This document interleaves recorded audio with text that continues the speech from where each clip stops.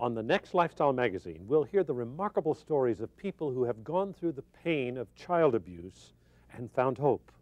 Don't miss their touching stories.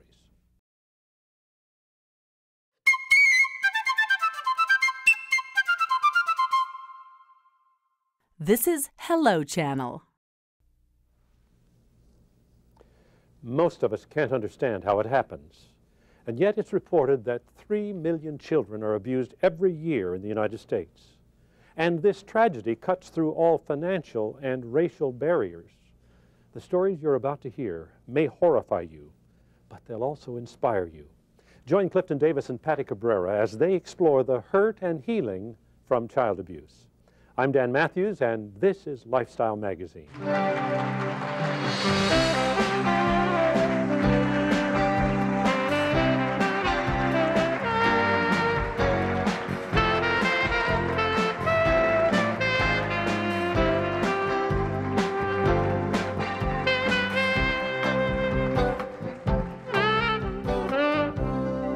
Welcome.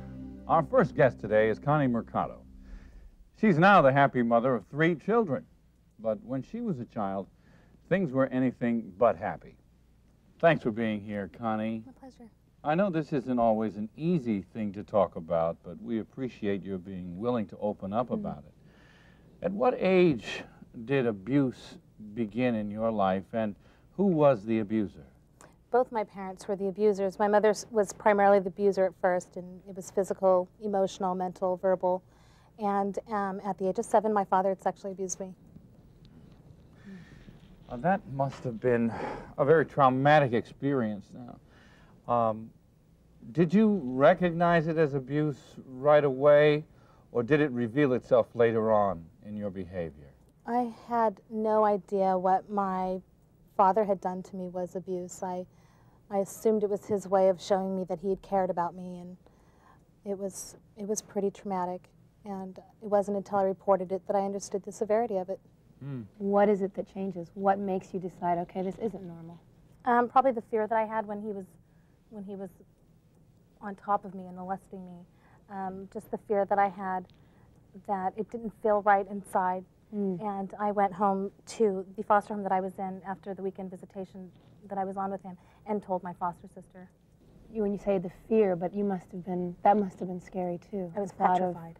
Of having to actually report your father. Yeah, it was petrified. Did it require a lot of therapy? I mean, this kind of trauma affects a child for the rest of their lives. You fortunately have been able to do something positive about it by sharing it with the public so that we can be warned, we can be prepared, so that we can know the kinds of things that go on. But how did it affect you in your childhood? I withdrew. I was very quiet and reserved, and I didn't really open up and share with anybody until I'd gone to Child Help USA, where they had therapy programs to bring out the problems that I was having inside and learning to deal with those issues. Did you find difficulty in relating to other children during that period? Not really. Most of the children were like me. They had been in similar situations, some far worse than myself. But I found comfort in being around those kids and knowing that I wasn't the only one. So we're talking about from what age to what age are we dealing with the abuse? The abuse started in my family from the age of 3 up until I was 15. Wow. And you said your mother primarily, and you said your mother's was mostly physical, mental. When we talk, what are we talking about when we say physical? My mother, for instance, would, if I didn't get her a beer, she took my hand and burnt it on a stove and burned off the scar tissue off my hand. And that was just for not getting a beer. I've been beaten. I've had my head beaten on counters for not doing numerous things for her. And then it became an issue. Now you had both your parents coming in, and now your father's introduced a sexual issue. Yeah, that was really the hardest thing. How do you relate to your children after this kind of experience?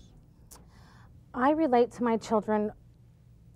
I take time to think about them first, what their feelings are, how they're interpreting me coming off to them, and I really take into consideration their feelings more because I know how I felt when I was in situations where I would be getting in trouble for probably a petty thing, And I take a lot of time to think, and Mommy's the one that takes the time out if I need the time out. What kind of advice would you give to parents today? Because we may inadvertently abuse our children psychologically or otherwise. What kind of advice would you give? The best advice that I could give to any parent would be that if you are not in control of the situation, you need to remove yourself from the situation. And does that mean? Gather your thoughts. Patty. Well, no, it makes me think that we always hear about this, the cycle as it continues, and I'm wondering, have you faced that directly, where you have been a product of an abusive home, and now you have children, and they're doing something to make you very angry, as, you know, little petty things that you mentioned. Every day is a struggle. I will never overcome abuse until I have my children out of my home and they're off on their own. And so every day is a struggle. If my kids are doing something that I find that I can't handle the situation, I remove myself from the situation and place them in their room and me in my room for us to gather our Because thoughts. So it it's is, something you recognize. that you have to address Yeah. on a daily basis, but you can overcome. Right. Listen, there'll be more when we return.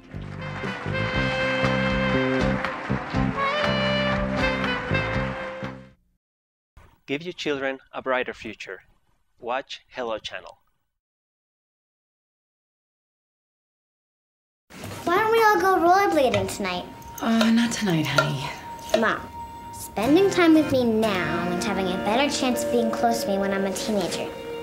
Give your family everything. Give them your time.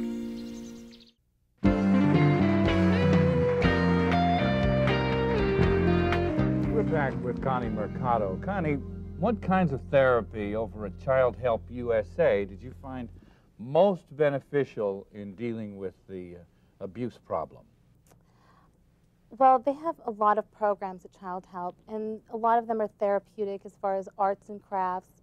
There was a 4-H club because there's a ranch out there, and I found that most beneficial because I was able to care for the animals and kind of love them the way that I hadn't been loved. Maybe you can tell us what Child Help has helped you learn. I would say that Child Help USA opened up a part of me that helps me to communicate better with my children so that I understand them on their level, because that's important. I just think it's terrific that you could take a negative parenting situation and turn it into a positive one.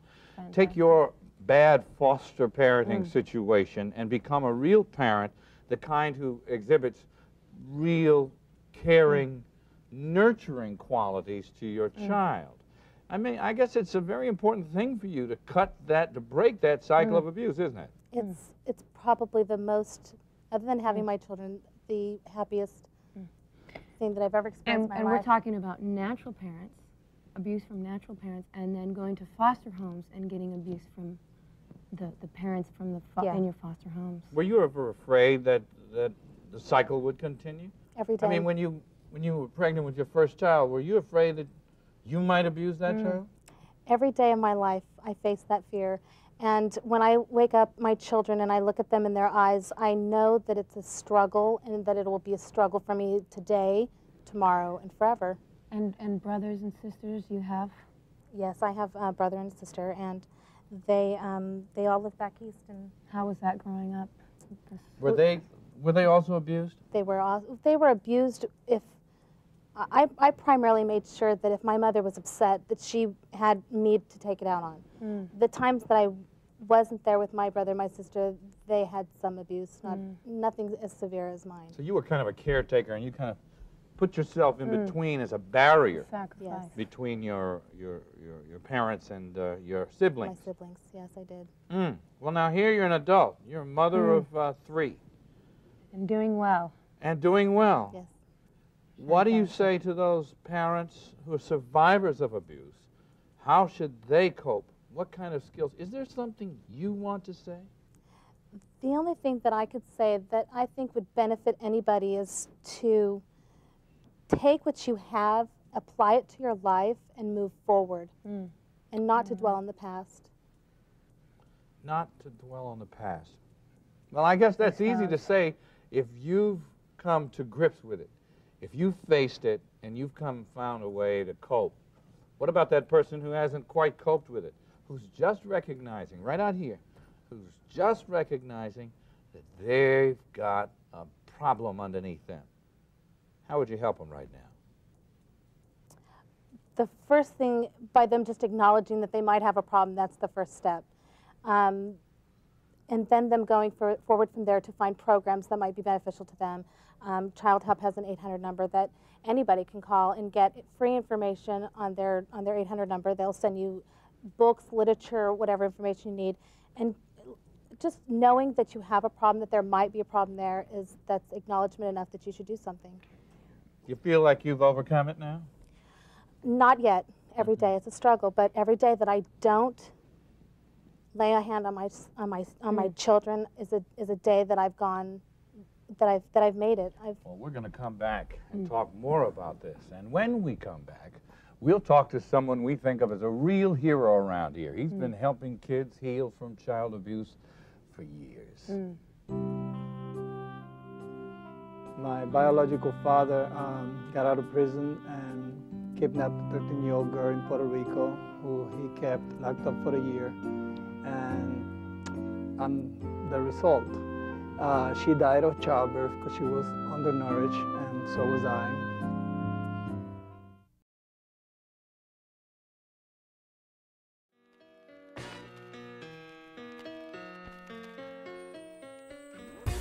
Hello, I'm Ruth.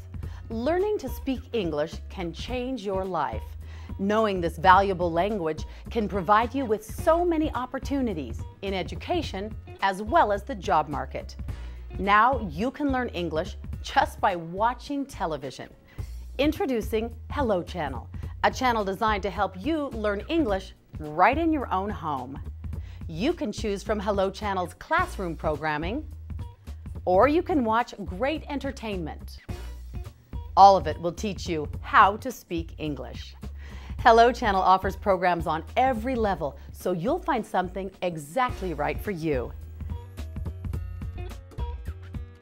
Start today to build success by learning English. For a brighter future, say hello.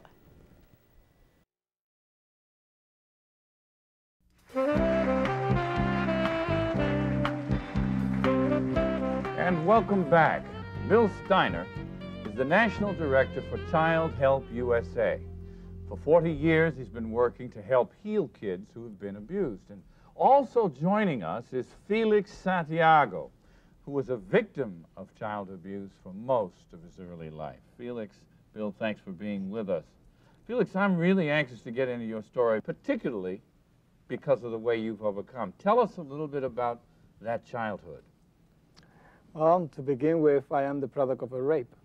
My biological father got out of prison and kidnapped a 13-year-old girl in Puerto Rico who he kept locked up for a year. And the result, she died of childbirth because she was undernourished, and so was I. Hold on a second. He kept her a prisoner for the whole first year that he had kidnapped her, 13-year-old girl. Right. And during that year, you were born. Actually, he got scared when she was about to give birth. Yes. So I guess he threatened her and took her to the doctors, and that's when he got arrested. And I was born. My mom died, and my custody was given to the Department of Social Service after I got out of incubator because I was undernourished as well. The Department of Social Services took over because my father was incarcerated at that time, charged with murder, rape, and attempted murder on me. Now that wasn't that's where it began. Right. But you had some worse stuff happen after that. Tell us about that. Well, my supervision was placed under the custody of a child abuser. My foster mother was being a child abuser for a long time. She has been abused herself. And when I was about 8 years old, I realized that something was wrong in my family. This is what happens. My mom was, she tied me up to a chair when I was about 8 years old, tattooed her name to my back, and gave me a shot of cocaine. Bill, does this happen often? It happens more often than we would like to think. You know, as been indicated, there's more than 3 million reported cases of child abuse and neglect in the country a year, and about 500,000 children can't live with their own parents and have to be removed by the courts. Well, it's just a frightening thing to think of. Being a parent myself, I discipline my kids, but I can't imagine tying my child up and administering drugs to them. Life is so short. Unfortunately, our time is running short, too. There's so much to this story, so much I want to hear from you. Tell me, what happened? How did you get into prison? Well, after the abuse at home, it was that happened for a period of years. When I was about 13 years old, my mother started talking to me about how I admire her in some sort of a way because she was a savage on the streets and people on the streets respected her a lot. So I admired that side of her. And although I had to endure a lot of beatings and sexual abuse from her, there was a side of me that loved her a lot. Now, this is a fascinating dichotomy to me. That is a really interesting thing. A part of you wants to love, a part of you wants to hate. Hey, we'll examine this issue and more when we come back.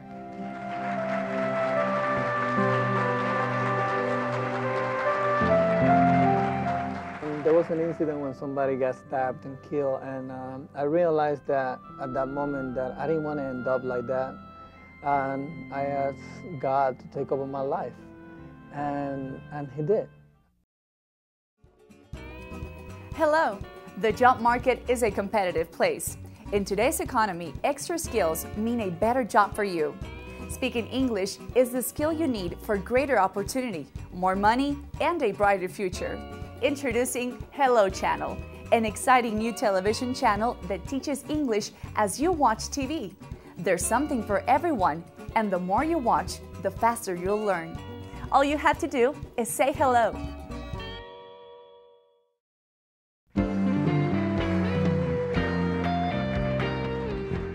I'm talking with Felix Santiago. Felix, how much time did you do in prison?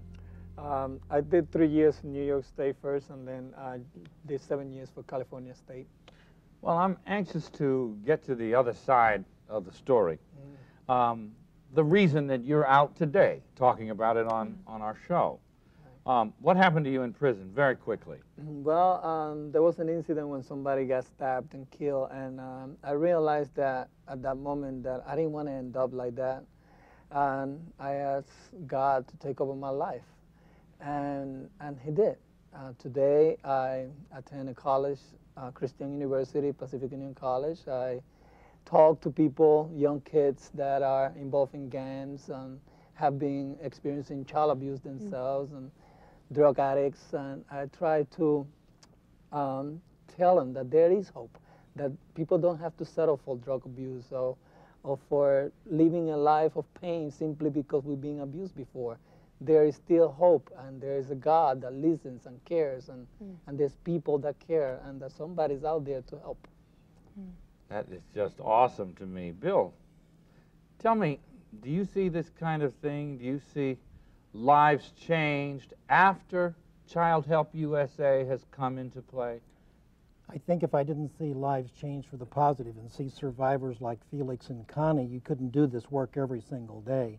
Obviously, Child Help USA, with addressing children's psychological needs, emotional, spiritual, and educational needs, works to turn these children around, to build their self-esteem, to give them hope for the future, to give them good role models that will teach them that life doesn't have to always be violent and abusive, that they can have a good life for their future. I'm just curious, Bill, and actually let me say, what is it that you could say specifically if someone were listening and saying they're dealing with all these different issues, how do they know that they themselves are valued? When they've been beat all their lives, what do you tell them?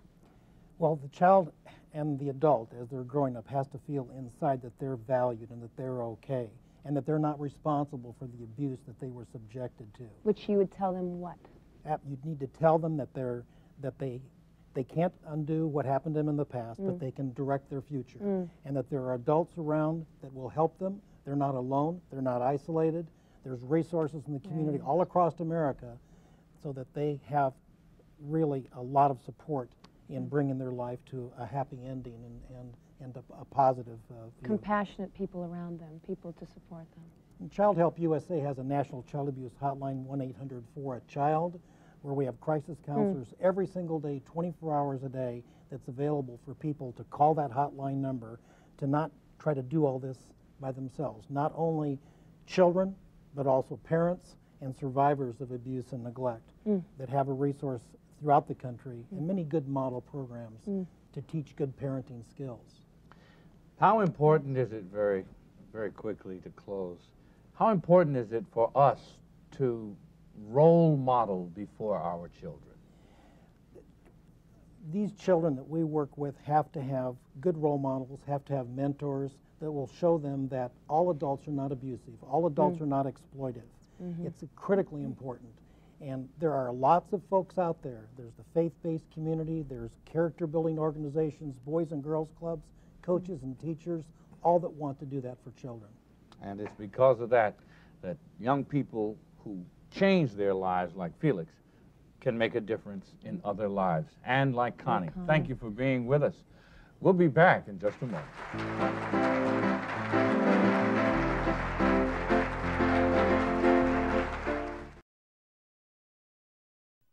We learned English. Your kids can too. Just watch Hello Channel.